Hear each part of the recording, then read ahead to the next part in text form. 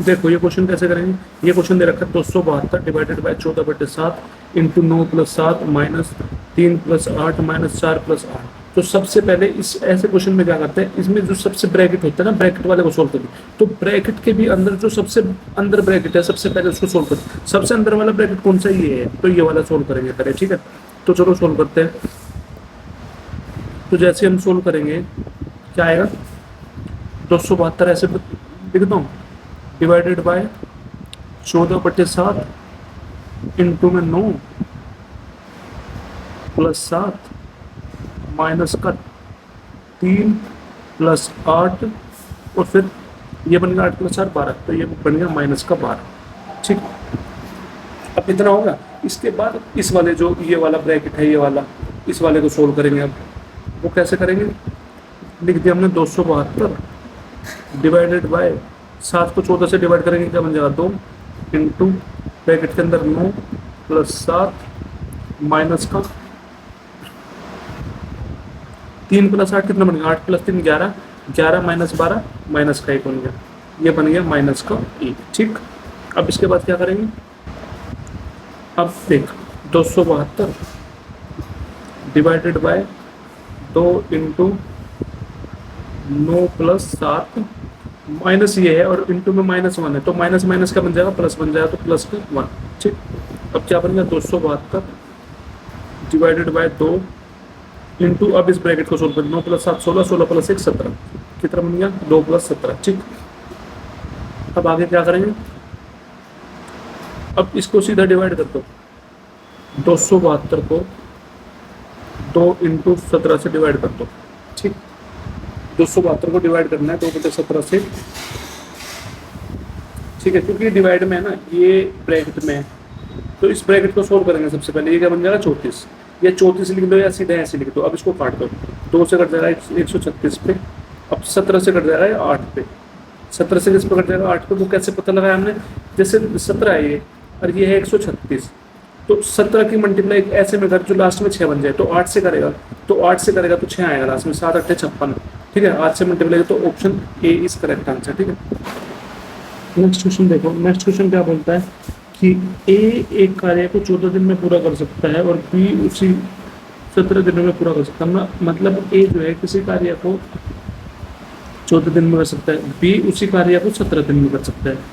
तो फिर बोलता है यदि वे एकांतर दिनों में कार्य करते हैं, यदि वे अल्टरनेट डेज में काम करते हैं, तो पहले दिन बी से शुरू करते हुए, तो पहले दिन वो बी से शुरू करता है काम, तो हम बताना तो कार्य कितने दिनों में पूरा होगा, तो कार्य कितने दिनों में पूरा होगा। मतलब क्वेश्चन ये बोल रहा है कि ए किसी कार्य को 14 दिन में कर सकता है और बी उसी कार्य को 17 दिन में करता है। फिर उन्होंने क्या किया, इन्होंने अल्टरनेट डेज काम करवाया, एक दिन ए ने काम किया, एक दिन बी ने किया, एक दिन ए ने किया, एक दिन बी ने, तो इन्होंने बी से काम करवाना स्टार्ट किया। तो हमसे पूछ रहा है कि कितने दिन में काम खत्म कर, मतलब देखो कैसे निकालें, ए किसी काम को 14 दिन में करता है और बी उसी काम को 17 दिन में करता है।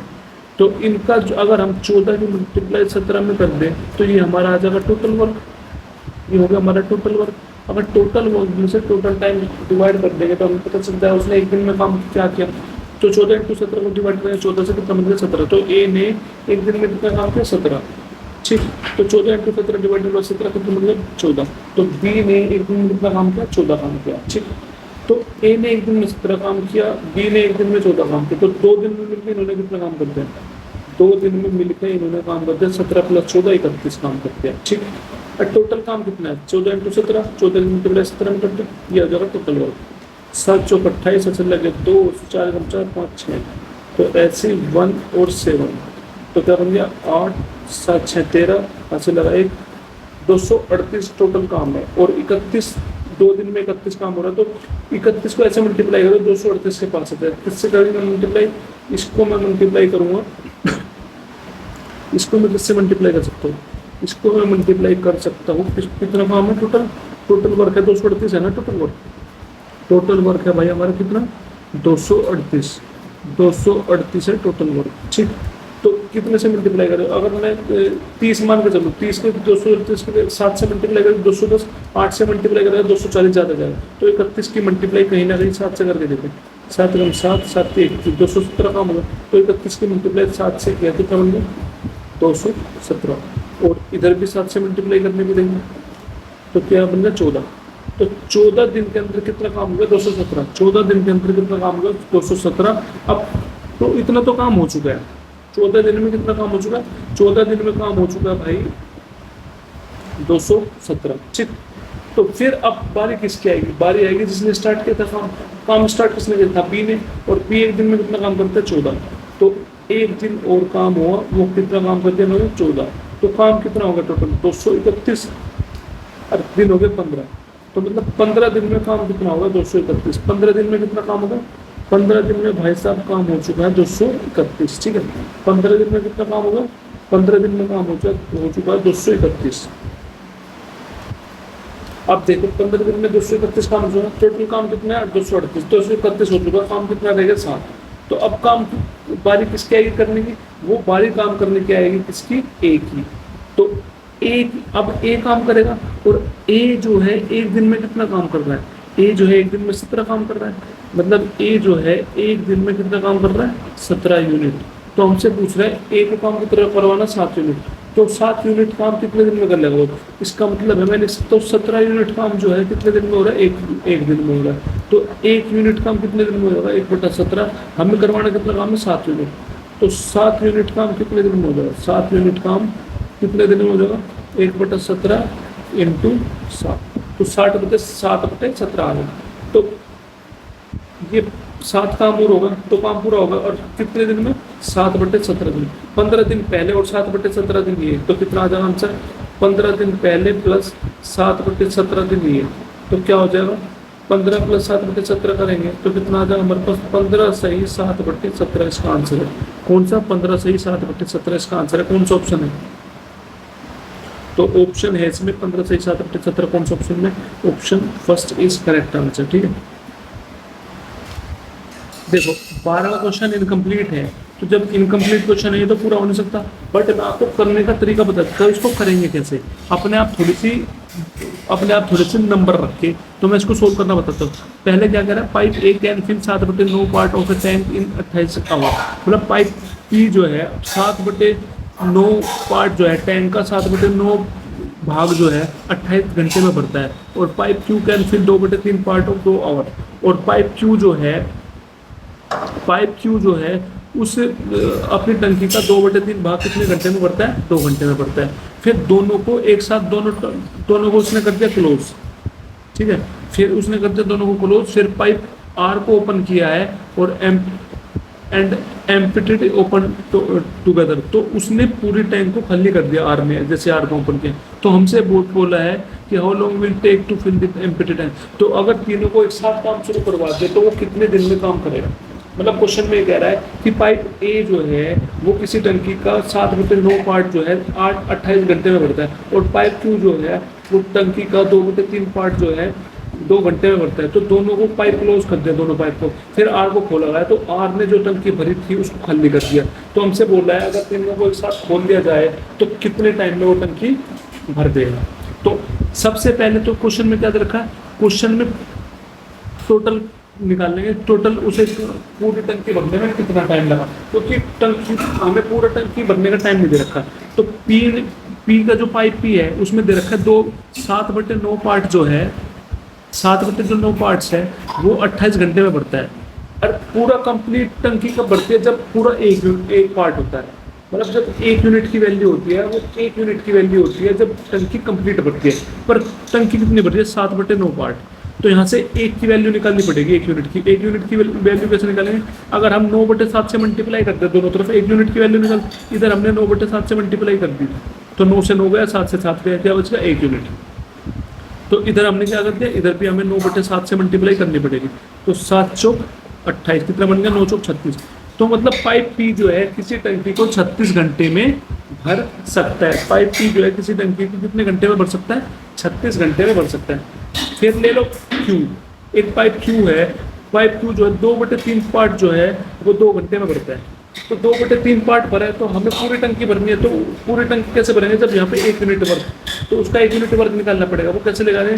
अगर मैं इधर 3/2 से मल्टीप्लाई कर दूँ तो 3 से गया 3 कट, 2 से गया 2 कट, तो 1 यूनिट बन गया। तो इधर भी इधर 3/2 से मल्टीप्लाई करें तो इधर भी 3/2 से मल्टीप्लाई करनी पड़ेगी, तो 2 से 2 कट गया, कितना बच गया? 1 यूनिट 3 घंटे। तो यहाँ से क्या निकला? एक मतलब यहाँ से निकला कि पाइप क्यू, जो पाइप क्यू है किसी टंकी को 3 घंटे में भर रहा है। तो हमें यहाँ से पता चला कि पाइप पी किसी टंकी को 36 घंटे में भर सकता है और पाइप क्यू जो है किसी टंकी को 3 घंटे में भर सकता है। ठीक, इतना समझ में आ गया? जब आपको इतना समझ में आ गया, आगे देखो क्वेश्चन कैसे है। क्वेश्चन कह रहा है दोनों टंकी को क्लोज कर दिया। क्लोज करने के बाद जो दोनों ने मिलकर एक साथ टंकी भरी थी उसको क्लोज करने के बाद फिर आर पाइप को खोल लगाया, तो उसने उस जो भरी हुई टंकी है उसको खाली कर दिया। तो हमसे पूछा तीनों ने मिलकर साथ काम शुरू किया तो तीनों ने कितने समय में भरा है। तो हमें निकालना तीनों ने एक साथ काम शुरू किया है, तो तीनों ने जब एक काम साथ शुरू किया है तो हमें बताना कितना समय लगेगा। जब भी हमें समय निकालना तो टोटल वर्क ऊपर, अपोन में 1 दिन का काम नीचे। हमें किसका समय निकालना? तीनों का, पी क्यू आर का। तो टोटल वर्क ऊपर आएगा, अपोन में P plus Q plus R का 1 दिन का काम नीचे आएगा। तो हमें पी क्यू आर का 1 दिन का काम नहीं पता, तो तीनों का 1 दिन का काम निकालना पड़ेगा। वो कैसे निकालेंगे वो देखो। पी जो है किसी टंकी को 36 घंटे में भर सकता है, क्यू जो है किसी टंकी को 3 घंटे में भर सकता है। तो इसका एलसीएम लेंगे, एलसीएम आ जाएगा 36। तो टोटल वर्क कितना आ गया? 36। ठीक, तो अगर टोटल वर्क को टोटल टाइम से डिवाइड कर देंगे तो हमें पता चल जाएगा उसका 1 दिन के अंदर उसने जो है 1 घंटे के अंदर कितनी टंकी भरी। तो 36 डिवाइडेड बाई 36 1, तो पी जो है 1 घंटे में कितनी टंकी भर रहा है? 1, और 36/3 करा 12। तो क्यू जो है 1 घंटे में कितनी टंकी भर रहा है? 3 टंकी भर रहा है। ठीक, 3 टंकी भर रहा है। ठीक है, इतना समझ में आ रहा। पी जो है 1 घंटे में 1 टंकी भर रहा है, 1 यूनिट टंकी, और क्यू जो है 1 घंटे में 12 यूनिट भर रहा है। ठीक है, अब देखो आगे क्वेश्चन में क्या बोल रहा है। तो pipe P plus pipe Q दोनों ने मिलकर टंकी भर दी। कितनी भरी टंकी? 36। कितनी टंकी भरी है? 36 टंकी भर दी। अब इस 36 यूनिट टंकी जो भरी है, इस 36 यूनिट टंकी को आर ने खाली कर दिया। वो आर ने जो खाली की है वो कितने टाइम में खाली की है? मान लो आर ने जो टंकी खाली कर दी, क्वेश्चन में दे नहीं रखा, ये मिसप्रिंट है, पर हम अपनी तरफ से मान रहे हैं जिससे आपको ये क्वेश्चन समझ में आ जाए। तो मान लो वो जो आर ने जो टंकी खाली करी है वो मान लो 12 घंटे में टंकी खाली कर दी। कितने घंटे में? 12 घंटे में टंकी खाली कर दी। तो यहाँ से हम आर का निकाल सकते हैं। आर ने 1 दिन में काम कितना किया, तो 1 घंटे में कितना काम किया, वो कैसे निकालेंगे? क्योंकि हमें 1 घंटे का तो काम चाहिए उसका, क्योंकि हमें तीनों ने मिलकर काम बताना है कितने घंटे में होगा। तो टोटल 1 घंटे का काम निकालेंगे, टोटल वर्क ऊपर, अपोन में टोटल टाइम नीचे। तो आर का टोटल वर्क कितना है? 36, अपोन में 1 घंटा, और टोटल टाइम कितना लग रहा है उसे? 12। तो 12 से करते डिवाइड, 12 3 36। तो आर जो है किसी टंकी को 3 घंटे में खाली कर दी, तो 3 घंटे खाली कर दिया तो इसलिए माइनस आएगा। अब समझो पी जो है 1 घंटे में कितनी टंकी भर रही है? पी जो है 1 घंटे में 1 यूनिट टंकी भर रही है, जो क्यू है 1 घंटे में 12 यूनिट भर रही है, और आर जो है 1 घंटे में 3 यूनिट खाली कर रही है। ठीक, 3 यूनिट कर रही है खाली। ठीक, तो हमसे पूछा तीनों ने मिलकर एक साथ काम शुरू करो कितना समय लगेगा। तो समय निकालना है, टाइम निकालना है। तो टोटल वर्क ऊपर, टोटल वर्क कितना? 36, अपोन में पी क्यू आर का 1 दिन का काम नीचे। तो पी का 1 दिन का काम 1 है, क्यू का 1 दिन का काम 12 है, और आर का जो है -3 है, क्योंकि खाली कर रहे हैं तो इसलिए -3। 12 + 1 13, 13 ये, और ये -3 है तो -3, तो 10 हो गया 10। तो 36/10 आ गया। तो जो समय लगेगा वो कितना लगेगा? 36/10। या इसको मिक्स फ्रैक्शन में निकालना है तो 36 को 10 से डिवाइड कर दो, 10 × 36, 10 × 30, कितना बच गया? 6। तो क्या 3 से 6/10 घंटा आ जाएगा इसका आंसर। ठीक है, आई होप ये चीज़ समझ में आएगी, क्योंकि आंसर तो नहीं था, क्योंकि इसमें मिस चीज़ पूरी नहीं दे रखी। तो इस टाइप का क्वेश्चन आया है तो इसलिए समझा दिया मैंने कि आपको समझ में आ जाए। आई होप समझ में आया हो अच्छे से आपको।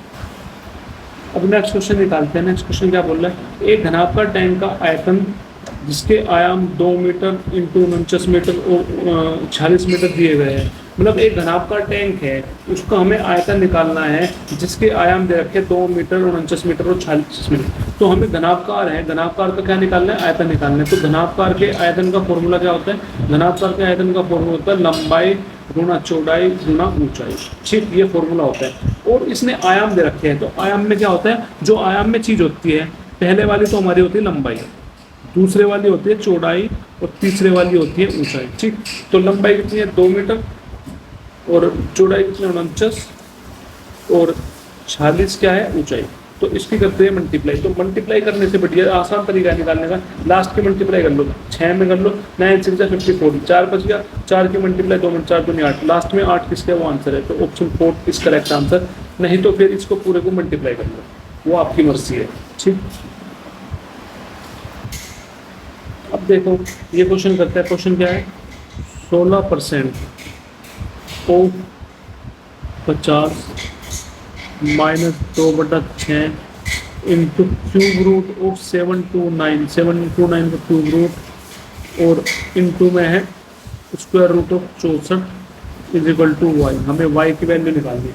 तो इस क्वेश्चन को कैसे करोगे आप, इस क्वेश्चन को हम कैसे करेंगे कि 16% को क्या लिख सकते हैं हम, 16% को लिख सकते हैं 16/100 ऑफ को लिखेंगे मल्टीप्लाई 50 माइनस 2/6 इंटू में, अब क्यूब रूट निकालना है 729 का, क्या निकालना है 729 का क्यूब रूट निकालना है। तो क्यूब रूट निकालना मैंने क्या बताया था, तो क्यूब रूट निकालने जैसे हमें 729 का क्यूब रूट निकालना है। जब भी हम क्यूब रूट की बात करते हैं तो क्यूब रूट के लिए 3-3 का पेयर बनाना पड़ता है। कितने का, 3-3 का। तो ये बना दिया हमने 3 का पेयर, और ज़्यादा होते फिर जो बच जाते उसमें भी 3 का पेयर बनाते। ठीक है, तो 3-3 का पेयर बनाना होता है इसमें, तो हमने बना दिया 3 का पेयर। अब ये देखो लास्ट में क्या आ रहा है 9, लास्ट में यूनिट डिजिट आ रही है 9, तो मतलब कि जो हमारे पास नंबर है 1 से 9 के बीच में, तो 1 से 9 के बीच में ये देख लो किसका क्यूब करने पे 9 आ रहा है। ए का क्यूब करेंगे तो यूनिट डिजिट 1 आएगी, तो 9 नहीं आ सकती। मतलब हमें चेक करना है क्यूब करने पे 9 किसका है, मतलब ये चीज़ आपको याद होनी चाहिए जो जल्दी हो जाएगी, वो मैं समझाने के तौर पर बता रहा हूँ। जैसे 2 है, 2 का क्यूब करेंगे, 2 दूनी 4 दूनी 8, लास्ट में 8 आएगा, तो ये भी नहीं हो सकता। 3 है, 3 इंटू 3 इंटू 3, 3 का क्यूब करेंगे, 3 3 होती है 27, लास्ट में 7 आ रहा है, ये भी नहीं हो सकता। 4 का करेंगे, 4 चौक 16 चौक 64, लास्ट में 4 आना नहीं हो सकता। 5 का करेंगे, लास्ट में 5 आएगा। 6 का क्यूब करेंगे, 6 का क्यूब में भी लास्ट में 6 आएगा। 7 का क्यूब करेंगे, 7 का क्यूब करेंगे, 7 7 9 7 63, लास्ट में 3 आएगा, तो ये भी नहीं हो सकता। 8 का क्यूब करेंगे तो वो भी नहीं आएगा। 9 का क्यूब करेंगे, 9 9 81, 9 लास्ट में 9 आ रहा है, तो खाली एकमात्र 9 का क्यूब है, इसका 9 का क्यूब है वो 729 बनेगा, तो 9 हमारा आंसर हो जाएगा। ठीक है, तो 9 का क्यूब करके देख लो, 9 इंटू 9 इंटू 9, तीनों को करके देख रहे 729 ही आएगा। ठीक है, आई होप आपको ये चीज़ समझ में आई होगी। अगर आपको याद नहीं है तो ये तरीका करने का बहुत आसानी, जल्दी से कर लेगा। ठीक, तो इसका मतलब मैं लिख सकता हूँ 729 का क्यूब कितना हो जाएगा, 9 इंटू 9 इंटू में 64 का स्क्वायर रूट क्या होता है, ये तो सीधा आपको याद ही होगा 8। ठीक, अगर 8 याद नहीं है तो इसका फैक्टर करके कर लो, इससे ज़्यादा कुछ हो नहीं सकता। Is equal to Y. अब इसको कर दो 100, तो 50 से कट गया 100 2 पे, 2 से कट गया 16 8 पे, तो यहाँ से क्या बन गया 8, 8 बच गया माइनस 2/6 इंटू 9 है, तो यहाँ से कटो 3 दूनी 6, 3 दिया 9, तो 2 से गया 2 कट, तो क्या बन गया, तो 8 की 24, कितना बनेगा 24, 24 इज इक्वल टू वाई।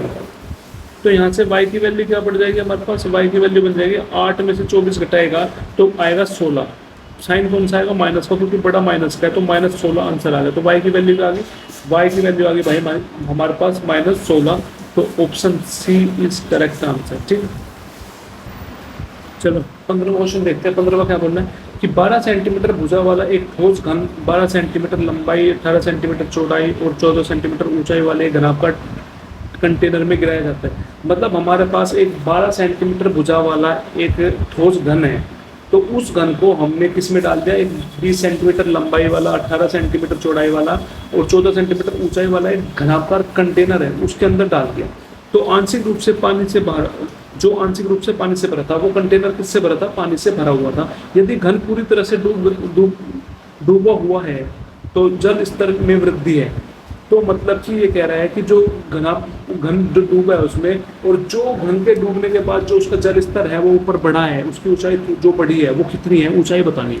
अब इस क्वेश्चन को ध्यान से समझो, बहुत इजी क्वेश्चन है, बहुत आसान क्वेश्चन है। क्या बोल रहा है क्वेश्चन में बोल रहा है एक घन है भाई साहब, वो घन जो है कितने सेंटीमीटर का, 12 सेंटीमीटर का है। तो उस घन को एक 20 सेंटीमीटर लंबाई और 18 सेंटीमीटर चौड़ाई और 14 सेंटीमीटर ऊंचाई वाले एक घनाकार टैंक में डाल दिया, जो कि पानी से भरा था।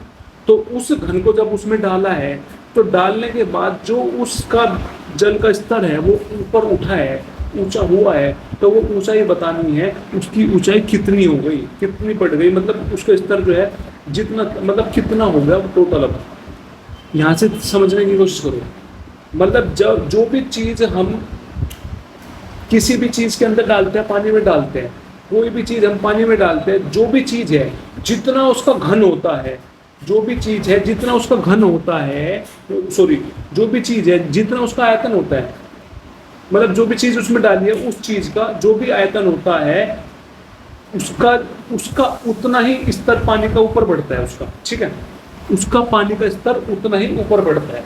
समझ रहे हो? मतलब कहने का ये है कि जो जैसे इसमें घन है, तो उस घन को हमने उस पानी के अंदर डाला है, तो घन, उस घन का जो भी हमारा आयतन होगा, तो वो आयतन जो है, वो आयतन जो है उसका जो घनाभ का टैंक है जिसमें पानी भरा है, उसकी ऊंचाई बढ़ी है पानी की, वो किसके बराबर होगा? वो बराबर होगा जो उसका घन का आयतन है उसके बराबर होगा। घन का आयतन का मतलब है जो घन का आयतन होगा वो बराबर होगा किसके? जो पानी का आयतन है ना, जो पानी का आयतन है उस पानी के आयतन के बराबर होगा। मैं क्वेश्चन करके दिखाता हूँ, ज़्यादा समझ में आएगा। मतलब जो घन का आयतन है उसका, उसके आयतन को बराबर कर देंगे पानी के आयतन से, जो पानी का आयतन है। तो कैसे? घन का आयतन क्या होता है? तो किसी भी घन का आयतन निकालना होता है, वो घन का आयतन होता है भुजाओं का क्यूब। मतलब एक ही भुजा कितनी दे रखी है? 12। तो 12 सेंटीमीटर दे रखी है, तो 12 इंटू 12 इंटू 12, समझ गया, इज इक्वल टू पानी का घन, पानी जिसमें पानी भरा है उसका घन। तो किसमें भरा? घनाभ में। घनाभ का आयतन का फॉर्मूला क्या होता है? लंबाई गुणा चौड़ाई गुणा ऊंचाई। ये घनाभ का टैंक में तो पानी भरा है ना, तो हमें पानी की ऊंचाई बतानी है। तो जो घन का आयतन होता है वो बराबर कर देंगे इसके घनाभ के आयतन के। तो लंबाई कितनी दे रखी है भाई? 20। चौड़ाई कितनी दे रखी है? 18।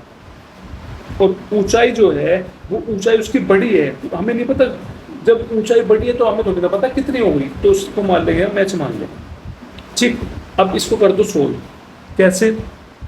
जो करता हूँ काट दो। एच की वैल्यू हमें निकालनी है, तो 12 इंटू 12 इंटू 12, ये मल्टीप्लाई में उधर जाकर डिवाइड में हो जाएंगे, तो 20 इंटू 18। अब इसको कर दो सोल्व। कैसे?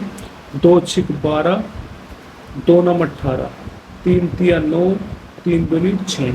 अब काट दो, 3 चौक 12, 4 पंजे 20, ठीक, 4 पंजे 20। तो अब हमारे पास बच क्या गया? अब हमारे पास बच गया भाई, ये हमारे पास क्या बच गया? अब 12 इंटू 2 24, तो क्या बच गया? 24 अपॉन में बच गया 5। तो इसको डिवाइड करेंगे, 5 चौक 20, 4 बच गया, 0 बढ़ा दी तो पॉइंट लग गया 8, 5 अट्ठे 40, तो 4.8। Option C is correct answer. तो हाइट कितनी हो जाएगी इसकी? 4.8 सेंटीमीटर उसकी हाइट हो जाएगी, ठीक है। इतना समझ में आया होगा आपको।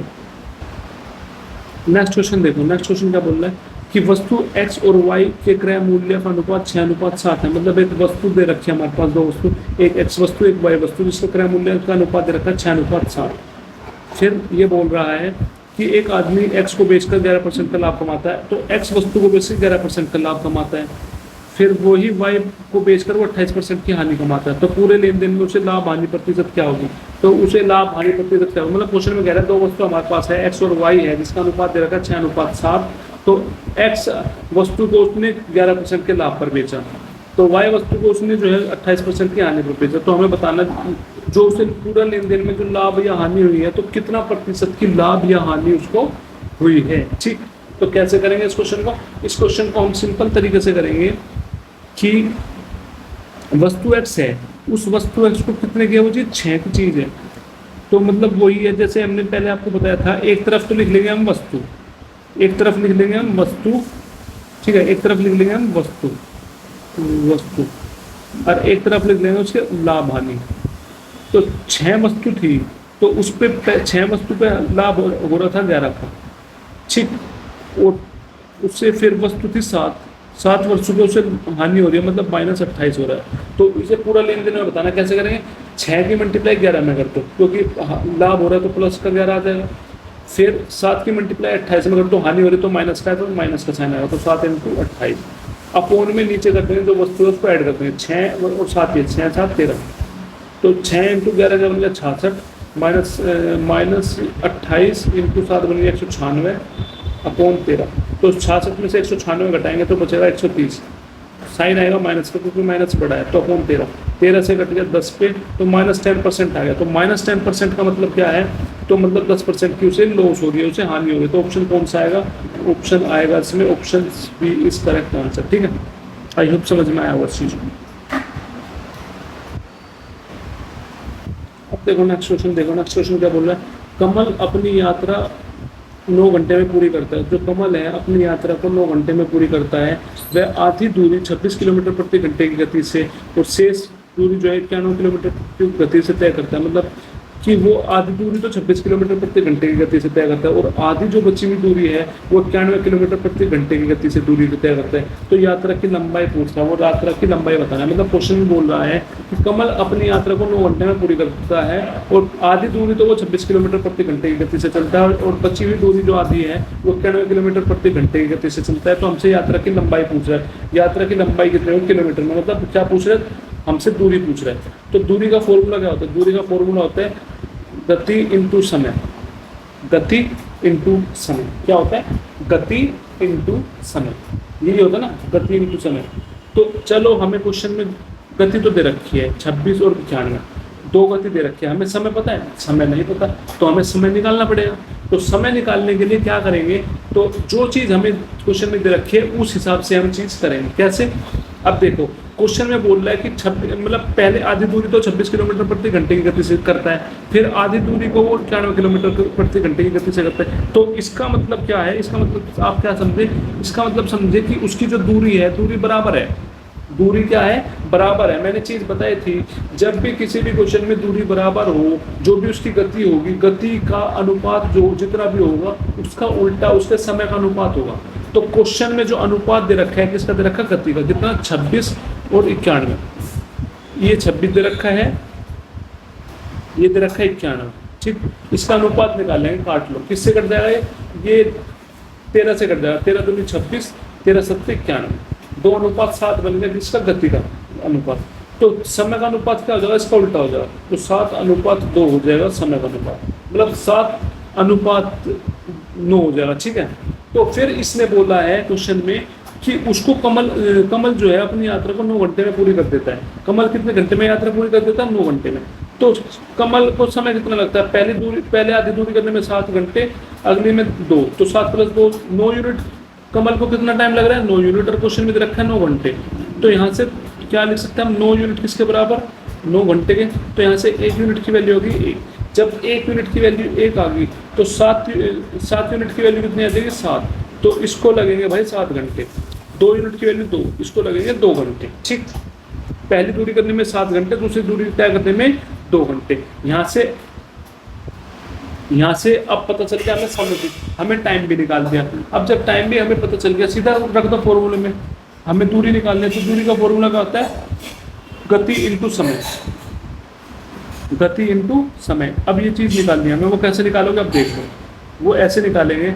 गति दे रखी है कितनी, पहले की जो पहले आधा चला था, वो आधा समय आधी दूरी तय की थी, किस गति से की थी, 26 की। तो 26 इंटू में टाइम कितना लगा था, जब 7 घंटे, 26 इंटू 7 प्लस फिर आधी दूरी करने में कितना लगे थे, 91 घंटे। तो 91 कितने टाइम, 2, तो 91 इंटू 2, तो 26 इंटू की 26 गुणा 7 करेंगे, आ जाएगा 182। कितना, 182, ठीक। और 91 + 2 आ जाएगा 182। तो 182 की 182 से प्लस करेंगे, कितना आ जाएगा, 364। तो जो 364 किलोमीटर के आगे उसकी दूरी आ गई, तो option B is correct answer, ठीक है। अब देखो नेक्स्ट क्वेश्चन, देखो नेक्स्ट क्वेश्चन क्या कहता है, 272 डिवाइडेड बाय ब्रैकेट के अंदर है 20/10 इंटू 6 + 5 माइनस 5 + 2 माइनस 2 + 2। तो इसको हमें सरलीकृत मान निकालना है। तो ऐसे क्वेश्चन में क्या करता है, जो ब्रैकेट के अंदर सबसे अंदर वाला ब्रैकेट है उसको सोल्व करते हैं। तो सबसे ब्रैकेट के अंदर सबसे ब्रैकेट वाला कौन सा है, ये वाला है, सबसे अंदर है। तो पहले इसको सोल्व करेंगे। जैसे ये 272 है, 272 लिख दिया ऐसे कैसे, डिवाइडेड बाय 20 को 10 से 20 को डिवाइड करेंगे, बच गया 2, इंटू में ये बच गया 6 + 5 ऐसे ही माइनस ब्रैकेट के अंदर 5 प्लस 2, साइन है माइनस का, 2 प्लस 2 बन गया 4, 2 प्लस 2 बन गया 4। ठीक, अब क्या करेंगे, अब इस वाले ब्रैकेट को सोल्व करेंगे। तो 272 डिवाइडेड बाय 2 इंटू में 6 प्लस 5 माइनस 5 प्लस 2 कितना बन गया 7, और 7 माइनस 4 बच गया 3। ठीक, कितना बन गया 3। अब इसको आगे सोल्व करेंगे, इसको देखो सोल्व करेंगे क्या बन जाएगा, 272 डिवाइडेड ऐसे कैसे ब्रैकेट 2 इंटू में, अब 6 प्लस इस वाले ब्रैकेट को सोल्व, 6 प्लस 5 11, 11 माइनस 3 8, तो बन गया 8। ठीक, तो ये बन गया 272 डिवाइडेड बाय 8 दूनी 16, तो 272 को 16 से कर दो डिवाइड। अब एक चीज़ देखो, अब इसको करना है डिवाइड, तो डिवाइड करेंगे किससे कट जाएगा ये,